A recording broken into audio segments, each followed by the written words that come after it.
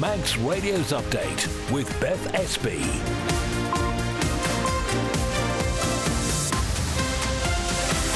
Well, Fastamai, good evening. How are you? We've made it to Friday. Hope you're really well. This is Update, where we're going to take you through some of the main news stories of the day. Tonight, new figures show people on lower incomes in the Isle of Man are much more likely to require mental health support. Also tonight, the Manx Government's Chief Executive says efficiency and transparency remain top priorities. I'll Listen has received a major donation from the Isle of Man Freemasons. And a little bit later, we're going to bring you some lovely news from a very special birthday celebration. Also, we'll keep an eye on the weather, the traffic and the travel as well. And as ever, if you'd like to get in touch about anything you hear on tonight's programme, you can email studio@manxradio.com or you can text. It's 166 177. We'll start with a roundup of the main news headlines with Siobhan Fastamai. Acclaimed Manx artist and sculptor Brian Neal has died at the age of 95. He was a founding member of the Isle of Man Arts Council, which has paid tribute to him, describing him as one of the island's most prolific and celebrated artists. Manx Care says people on low incomes are disproportionately represented in its mental health caseload. Head of Mental Health Services, Ross Bailey, warns that poverty and poor housing are major drivers of demand. And research finds that children from the least well-off 20% of households are 4 times more likely to have serious mental health difficulties by the age of 11 than those from wealthiest families. Residents of Millcrease Court sheltered housing accommodation will be getting a new bus stop. Infrastructure Minister Michelle Haywood confirmed at Peel Commissioners' meeting last night that it's been approved from the Minor Capital Works scheme. And people are being invited to a listening event concerning endometriosis tomorrow. Attendees will have the opportunity to meet staff from the Integrated Women's and Children's Service and tell them about their real-life experiences face-to-face. It's set to be held at St John's Methodist Hall at 1 p.m. Further afield, the EU's foreign police chief says Russia's violating Estonian airspace is an extremely dangerous provocation. The country's foreign ministry says 3 Russian fighter aircraft entered without permission and stayed there for 12 minutes. Sky's military analyst Sean Bell believes it was a planned move. Unlike the drone incursions earlier, this was premeditated. I operated in the Cold War in Germany. We had a buffer zone there, and believe you me, when you had gone even close to it, people were warning you. Going inside Estonian airspace for 12 minutes is no mistake. There have been tears, hugs and smiles on a Doha runway as an elderly British couple were reunited with family members after their release from an Afghan jail. And the songwriter behind a series of country music hits has died. Brett James, who was 57, was amongst 3 people killed in a plane crash in North Carolina. There are your headlines. I'll be back with your news at 6. Thank you very much indeed, Siobhan. Now the weather brought to you by Manx Glass and Glazing. So it's going to stay rainy this evening. Overcast, that rain or drizzle becoming more persistent again a little bit later. Potentially it is going to be heavy at times. It will clear largely to the southeast by the end of the night though. Then tomorrow will be largely cloudy but often dry. The risk of some rain in the evening, winds settling to a light to moderate northwesterly. They will strengthen from the north or northeast later tomorrow. Top temperatures tomorrow will be 15 and then Sunday mostly dry with sunny spells. Sunset this evening 7:26. Sunrise tomorrow morning just before 7. Manx Glass and Glazing can supply and install single, double and triple glazing. Call 674 573 or visit the showroom on the Snugborough Trading Estate. Simply income protection from Kestrel Insurance. A choice of benefits. Simple underwriting and peace of mind with a regular income for up to 2 years if you're unable to work due to illness or injury. Kestrel Insurance is registered with the Isle of Man Financial Services Authority. Carpetland, the carpet specialist with the island's best value carpets in stock, often fitted within a week. Furnitureland for 3-piece suites, dining and living room furniture, and a selection of amazing beds. Carpetland and Furnitureland, West Street, Ramsey. Manx Mobility and Onken have it all. Daily living aids, wide-fitting shoes, rise recliners, beds and scooters, including lightweight and airline-approved models. Call in and see how our expert team can make your life easier. Manx Mobility at the top of Summer Hill. The exclusive Karcher store is open with thousands of products, accessories and parts in stock. For Karcher sales and service, Hersham Electrical, Shipyard Industrial Estate, Ramsey. It's coming up to 5:05 here on Update. Now, Manx Care says people on lower incomes are far more likely to need mental health services than others. The head of mental health on the island, Ross Bailey, has been telling the Tynwald Select Committee on Poverty that poverty and poor housing are major factors driving demand. He revealed the Child and Adolescent Mental Health Service had almost doubled its caseload since 2020, so that's up by 96%, although that figure is reported to have dropped significantly over the past year. We see significant issues where we see families with low income and where there's clear poverty are massively overrepresented within our caseload. I think what's difficult to establish is a lot of that's anecdotal because we're not able to pull within our current electronic recording system. We're not able to pull the data to give that prevalence. But certainly my own experience as a practicing social worker, both in London and the South East and on the Isle of Man. I've been there since 2008. We would certainly see, significantly increased numbers of referrals from areas where there's, deprivation or with a certain housing, and the housing has got a significantly important role to play in this. So, it's just in summary, there's absolutely the association between poverty and mental health, and that's particularly profound in children. And if I can just give you, if I have possibly just a quote, the Commission on Young Lives research in 23 said it's impossible to overstate how important poverty is in the driver for the social challenges experienced by children and young people and their mental health. And research finds that children from the least well-off 20% of households are 4 times more likely to have serious mental health difficulties by the age of 11 than those from wealthiest families. That is Head of Mental Health over here, Ross Bailey. Well, alongside him at that committee was the Health and Social Care Minister, Claire Christian, and she talked about a gap in data. We're certainly not an outlier. Any evidence that is drawn from in the UK can be comparable to the Isle of Man. We currently have a review into the integrated mental health and care and planning approach, which provides perhaps in the future the ideal opportunity to strengthen that assessment going forward, and in particular sort of looking at the individual's economic and housing status and being able to get that data. That's the Health Minister there. Well, the hearing also discussed the Thrive model. This is a system focused on prevention and early intervention. It's already in place in the UK. And you might remember £3.4 million of funding was granted in June last year to implement it on the island when 1,200 children were on the CAMHS waiting list, most for autism or ADHD assessments. Well, Mr Bailey was asked during this committee what progress had been made on that front. Well, the work we've done thus far has been really effective in terms of reducing the number of children waiting, so that's about 67% reduction over that 12-month period, and we're looking for that to continue. Running along with that was the work to develop and create the Talk service, which went live in June of this year. What the Talk service has done really well is actually realise some of that qualitative data that my colleague was referring to, in terms of, I can quote all the numbers in the world in terms of referral to assessment times, referral to treatment times. It makes not a jot of difference if what you're doing is not making a difference. So understanding what the families experience of that intervention, we're getting some fantastic feedback, and I think we're certainly in terms of mental health, we'd be trying to really be proactive in harvesting that qualitative data. So really truly understanding the interventions and work that we're doing, what difference is it making to those families and to those individuals. Well, that's Ross Bailey there. Well, the government says the CAMHS waiting list has since halved, down from 1,181 in July last year to 599, a milestone it claims shows its commitment to early intervention and mental health support. You can find out much more at manxradio.com. 8.5 past 5, and the Isle of Man government's chief executive says there's currently a greater emphasis on efficiencies and transparency during what he calls a period of change. Now, Mark Lewin took on the role on an interim basis in April, but this week his contract was extended to a 3-year limited term.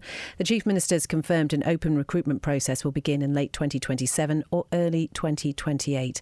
Mr Lewin was asked whether a culture change was needed within government. I think the ongoing permanent conversations about how the organisation is, how our people are, what are we here to serve, who are we here to serve, and how are we doing on that. That's something we always talk about. The Chief Officer Group as a collective talks regularly, works regularly on issues, on priorities, on how we are performing collectively against the challenges we're set Financial challenges is clearly a big one, and inevitably every year there are more and more demands placed across the public service with limited resources, and we have to respond to that. From a culture perspective, I see, and day in, day out, we very much work as a collective. There's always more we can do, and there's always more we will do. We're going through another 12 months, a particular period of change. There's a lot more focus on efficiencies, there's a lot more focus on transparency, and we will do that as a collective, and we will make sure we are joined up and working together as best we can. One of our key roles is to make sure we have a public service that can be sustained, so the pursuit of efficiencies, and I know we'll talk a lot more about that.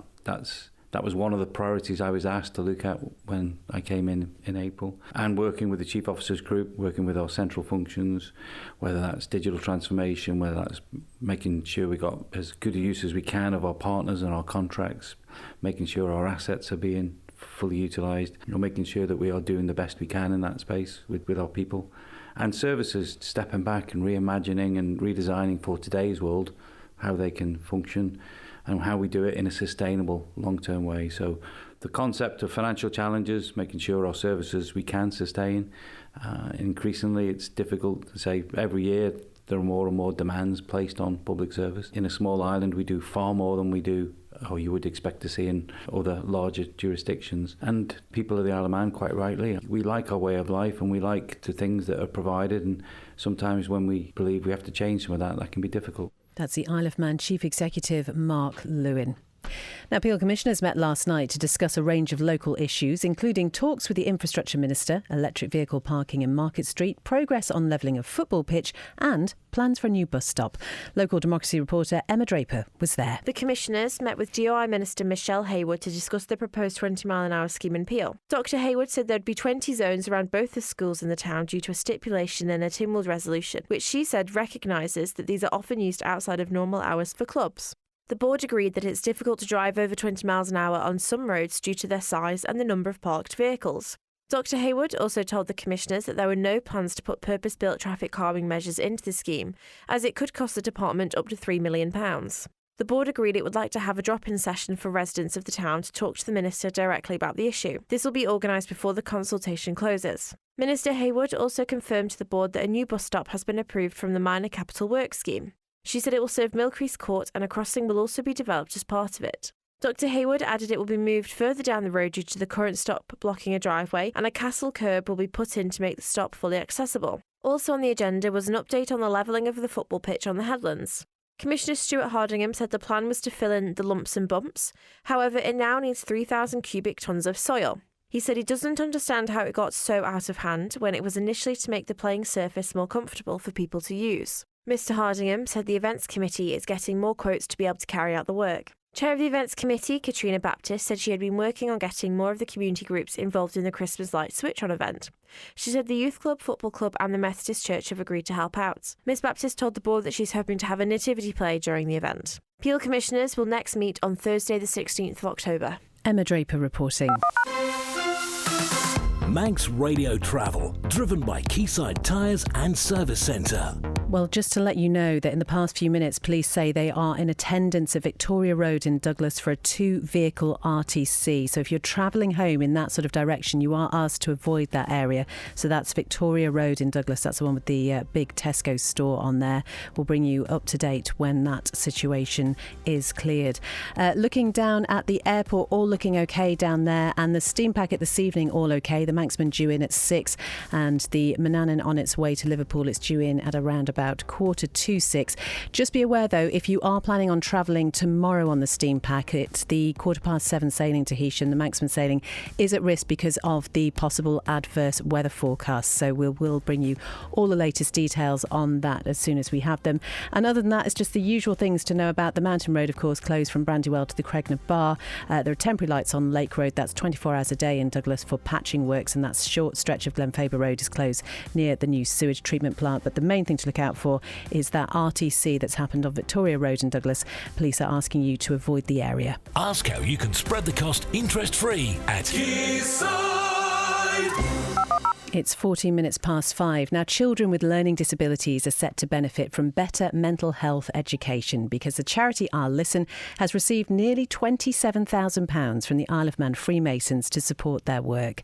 Around 1 in 5 young people in schools over here are on special educational needs and disabilities registers. Education lead Rebecca McNair from I'll Listen and Martin Blackburn from the Freemasons have been talking to Darren Timpson. We know that young people with additional needs are significantly more likely to experience poor mental health. So they're one of the groups that we really need to deliver our mental health education to, and unfortunately sometimes they aren't always able to engage in the sessions in the same way. So this is massively impactful because it's going to enable us to really create that custom support for them. Early intervention and prevention is what Our Listen is about, and our education programme is sort of the epitome of that. If we can educate young people early about what mental health is, how they can look after themselves, the normalising emotions, normalising talking about feelings, then we're not going to take away difficult things that might happen to them, but what we're going to be able to do is when they encounter those difficulties, they've got some tools that they can use for themselves. They also know how to access support, where they can access that support, and then the other side is that those that then go on to access one-to-one support have got a bit more emotional literacy, so when they go into a session, maybe they need a bit of one-to-one support, they can already talk about feelings, they already understand models that we're using. Martin, so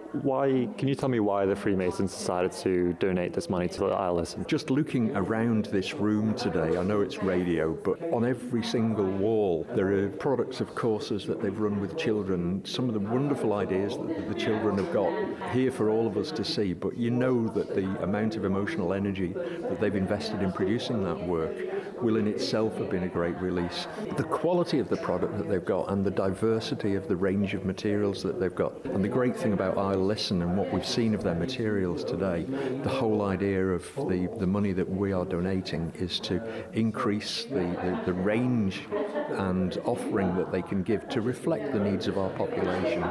What an incredible donation that is from the Isle of Man Freemasons. That was Martin Blackburn from the Freemasons talking to Darren, and before that, education leader I'll Listen, Rebecca McNair. Now, turning to sport, and after a stinging, heavy defeat in midweek, FC Isle of Man face the challenge of lifting themselves again when they head to Pilkington in the NWCFL Premier Division tomorrow afternoon. Well, with his team currently second from bottom of the table, the FC Isle of Man manager Paul Jones explains how he and his players are handling some of the scrutiny over performances so far this season. It's not easy. It's a small community, isn't it? So as much as I'm not on social media, I'm very aware of what people are saying about me. And yes, in an ideal world, you'd prefer people were finding a way to use their energy to provide positive energy for us rather than making it even harder for us, but that's not how the world works. So all we can do is just focus on ourselves and focus on what we believe we need to do to improve individually and as a group, and use that noise to bring us together and make us closer and work harder for each other. And the noise that surrounds all of that, you can either let it break you or let it make you, and we're trying to help it let it make us. I think there's maybe also a little bit of unrealistic expectations in terms of where we are with the group that we've got and how many games we should realistically be expecting to win on a consistent basis at this level of football. There's maybe a little bit of a reset required because it will take a little bit of time. We saw that brief statement from the club a few weeks ago that this weekend, after the game on Saturday, will be a review of the season so far. Of course, we can't presume what's going to be said. Just purely from your perspective, what would you consider to be a good outcome of that review? We do it every year, or we do it every season, last 2 seasons anyway. Every 12, 13 games we catch up, myself and the board, and we discuss what's happened. This is no different to normal. Now, some people might read into it something, where are my jobs under threat or my roles under threat, and therefore, based on results, I won't be in the job anymore. I'm not approaching it on that basis, but if that's the outcome, then that's the outcome.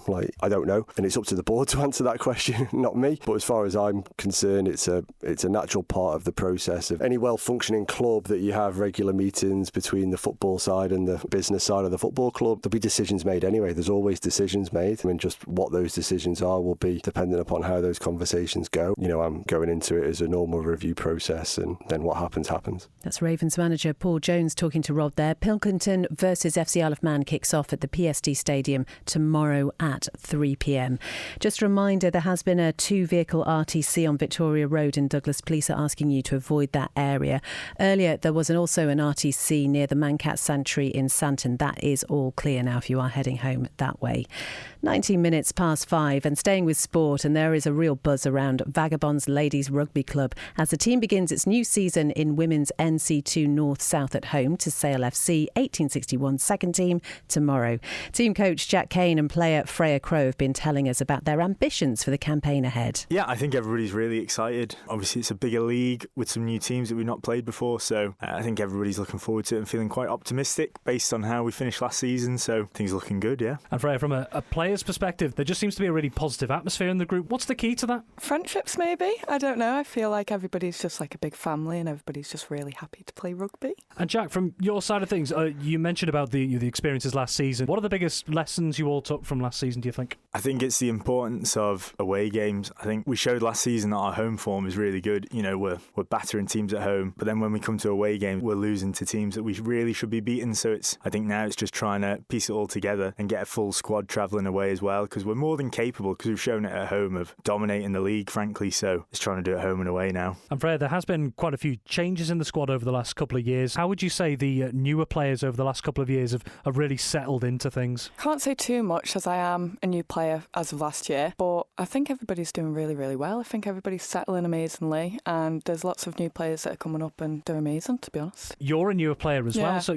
how good I suppose an environment and a community has it been to come into as a new player? Oh, amazing. I've loved every minute of it. Everybody's so welcoming, so inviting. It's like a second family, really. Have you set yourselves any particular objectives? There's nothing concrete on paper, but I think if we're being honest, really, we should be looking to be finishing higher than we did last season. So top 3, I guess, is the aim. Not necessarily going to say we want to get promoted, but certainly to do better than last season. And Fred, on your side of things, have you and the players set any particular objectives, or are you keeping it quite open? Yeah, quite open. Obviously, promotion would be amazing, but yeah, as Jack said, top 3 we'll be happy with. That is Freya Crowe from Vagabonds and also the team coach Jack Kane, both talking to Rob there.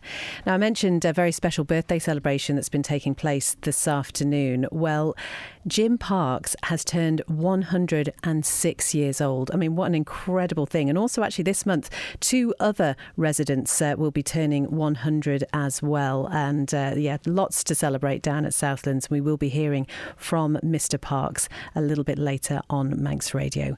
Now, the search is on for the island's next biosphere artist in residence, but that deadline is fast approaching. The Manx Wildlife Trust, which is working with UNESCO Biosphere Isle of Man, the Arts Council and Culture Vannin, is inviting proposals before applications close this Sunday. Now, the year-long residency offers artists a chance to explore Manx nature, culture and language, and do lots of other things through their work as well.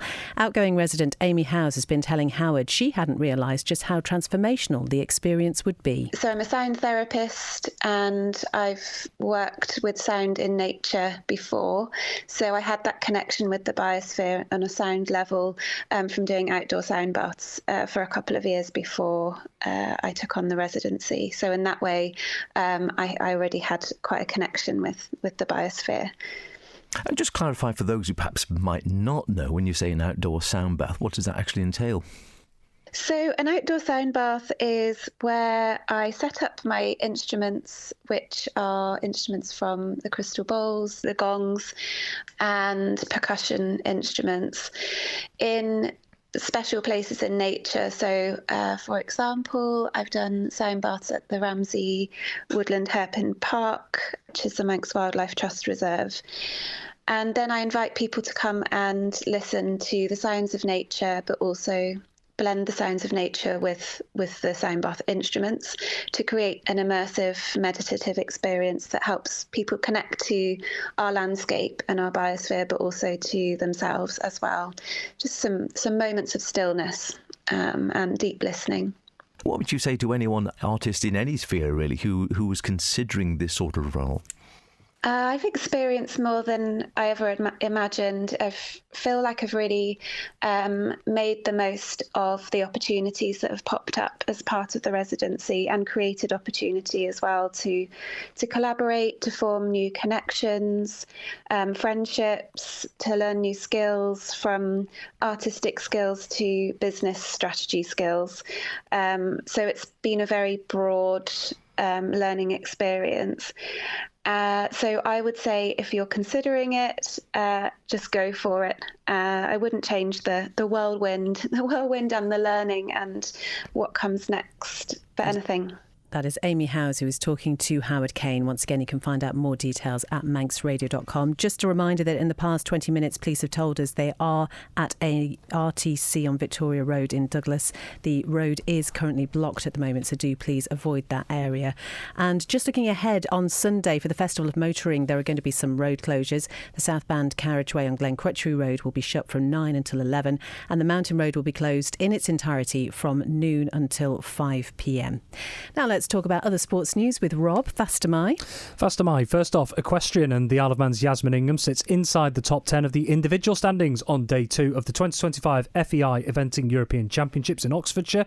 The Greba rider was part of the opening dressage session yesterday, in which she was joint third with a score of 29 and has been on a rest day today. Well, following today's other competitors taking part in the dressage, Ingham has now dropped to 9th in the table, with Germany's Michael Jung currently top with a score of 18.3. For Ingham and Great Britain as a whole, though, it's looking positive, with Ingham's teammates Laura Collett and Tom McEwen sitting 2nd and 3rd respectively. Next up for the Manx competitor and Great Britain will be the cross-country test tomorrow at Blenheim Palace. Elsewhere, the current top 2 in the Canada Life Men's Premier League meet this weekend as part of the latest upcoming Isle of Man football fixtures. Among Saturday's ties, Russian United host Laxey, with both sides the only 2 top-flight teams to boast perfect records of 4 wins from 4 so far. Meanwhile, another team with a 100% tally to protect is Castletown in Ardern and Drug Unlimited Division 2, with the Southerners due to host Morown. All of Saturday's matches are due to get underway at 2:30pm. Elsewhere, the Canada Life Women's League returns for game week 2 on Sunday, with several teams still yet to get their league campaigns underway. Separately, all Peel AFC's men's and women's matches this weekend have been postponed following the death of Cian Broadhead last week. You can see a full schedule of this weekend's Isle of Man football fixtures at manxradio.com. In rugby, we've already heard tonight how Vagabonds ladies will be kicking off their season this weekend, but there's more rugby action for the Isle of Man elsewhere on Saturday. Douglas are back on home soil at Portashee to face Altrincham Kersal at 2pm tomorrow. Before that, the first fixture of this year's Hertford Homes Manx Shield takes place, with Douglas Seconds facing Southern Nomads at the same venue at 1pm. And finally, week 2 beckons for the 2025 Isle of Man mixed hockey season, with games throughout Saturday. Among the ties in the mixed Premier League, defending champions Backers A as well as Vikings A will be aiming to make it 2 wins from 2. You can see the full schedule for this weekend's hockey ties on our website. Thank you very much indeed, Rob. Now he's going to scoot over to the other studio because the Friday Sport Preview is coming up after this programme. And just finally, we're just again saying happy birthday to Jim Parks, who's at Southlands, 106 today. And they've got 2 other residents who are going to be celebrating their 100th birthday in the coming weeks as well. So lots of celebrations that have been happening down there this afternoon. The Lieutenant Governor, Sir John Lorimer, I know has been there and hopefully enjoying a spot of cake. We'll have more about Mr. Parks on Manx Radio over the next couple of days. As I say, Rob is up next with the Friday Sport Preview. Then it will be Greatest Hits with Chris Kinney from 6, The Sweet and Swing with Howard from 9, and Rianne will be with you with After Hours from 10. Just remember that incident on the Victoria Road in Douglas is still ongoing. Please asking you to avoid that area. Do keep an eye on Manx Radio's social media pages for the latest updates. Whatever you're doing this weekend, have a good one, and I'll talk to you again on Monday.